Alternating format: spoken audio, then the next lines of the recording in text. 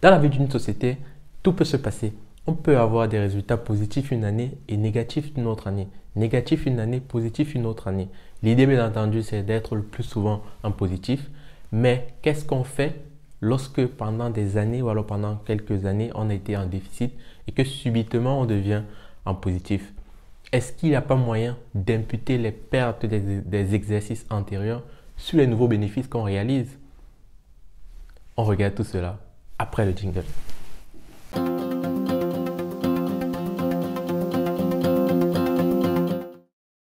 Bonjour à toi et bienvenue sur cette chaîne La Compta Finance. Sur cette chaîne, on parle de comptabilité et de finance.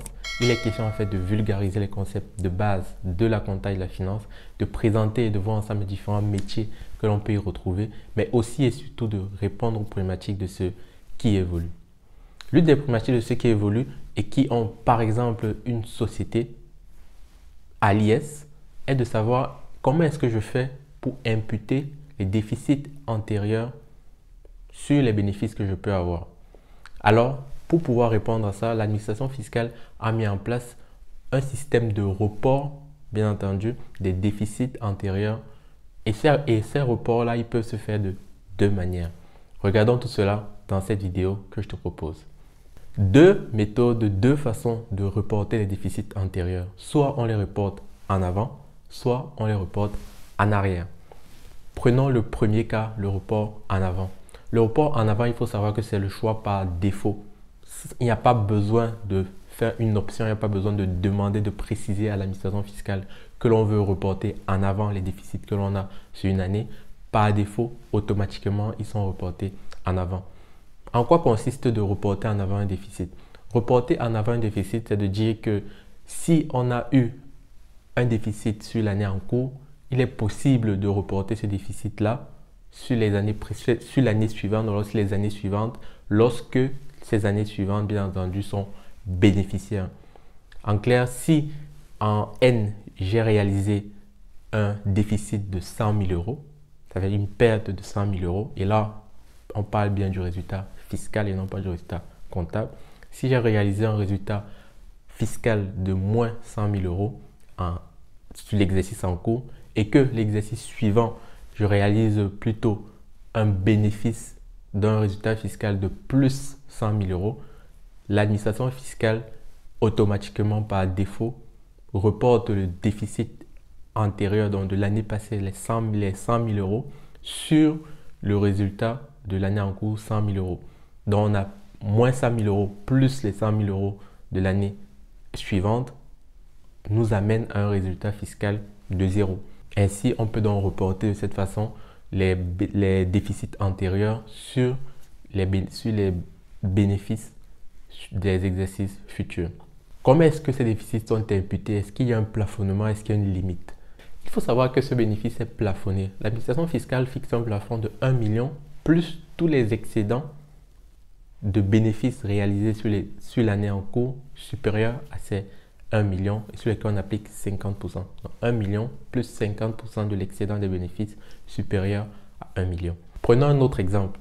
La société a réalisé l'année passée des pertes d'un montant de 1 500 000. Cette année, l'exercice en cours, elle réalise plutôt un bénéfice de l'ordre de 1 million. Alors, l'administration fiscale te permet d'imputer au maximum 1 million. Dans le cas d'espèce, on a déjà, nous, réalisé un bénéfice de 1 million, donc on ne peut pas imputer plus de 1 million parce que le résultat bénéficiaire de l'année en cours, lui, il est déjà inférieur au résultat déficitaire précédent.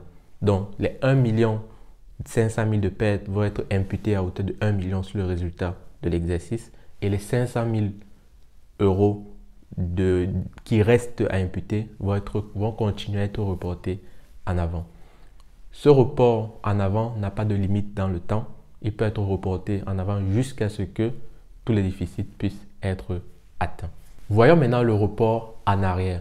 Le report en arrière peut paraître bizarre, peut paraître paradoxal.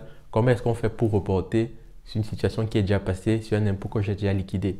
En gros, si l'exercice précédent était bénéficiaire et que l'exercice en cours est déficitaire, l'exercice précédent, on a déjà eu à payer de l'impôt. Et comme l'exercice en cours est déficitaire, on peut faire le choix, on peut opter, et là, il faut le préciser, le notifier à l'administration fiscale, d'imputer cette perte-là sur le bénéfice de l'année passée.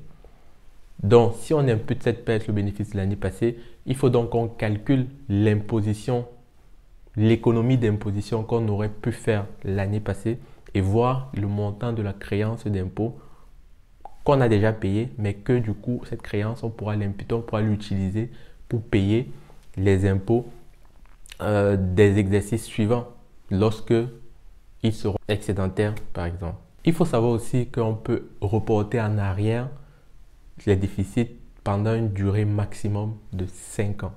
À la fin de ces 5 ans, si on n'a pas réussi à totalement les reporter, on peut demander à l'administration fiscale de nous les rembourser sous forme de cash, un virement bancaire, tout simplement. Est-ce qu'ici, on a également un plafonnement? Bien entendu, il y a un plafonnement à respecter.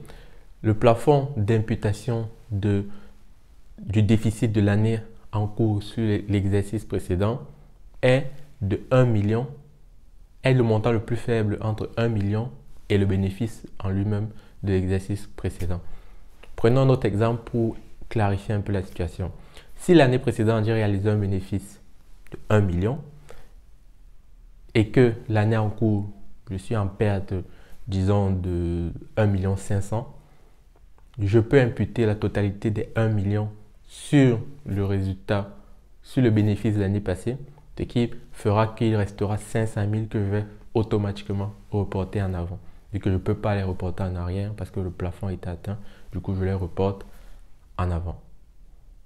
Lorsqu'on a calculé donc le montant de l'impôt, l'assiette de l'impôt reporté en arrière, il faut maintenant déterminer le montant de l'impôt lié à cette perte que j'ai réalisée sur l'année et que je veux reporter sur les bénéfices précédents. Donc, en appliquant donc sur les 1 million de déficit de l'année en cours, le taux d'imposition, taux réduit, taux normal ou taux réduit, avec bien entendu les effets de seuil. J'espère que tu as compris comment fonctionnent les déficits et comment est-ce qu'on peut les reporter en avant ou en arrière. Si c'est le cas, mets-moi un pouce bleu, cela m'aide énormément. Abonne-toi également à cette chaîne pour ne pas rater de prochaines vidéos comme celle-ci. Je te dis à très vite.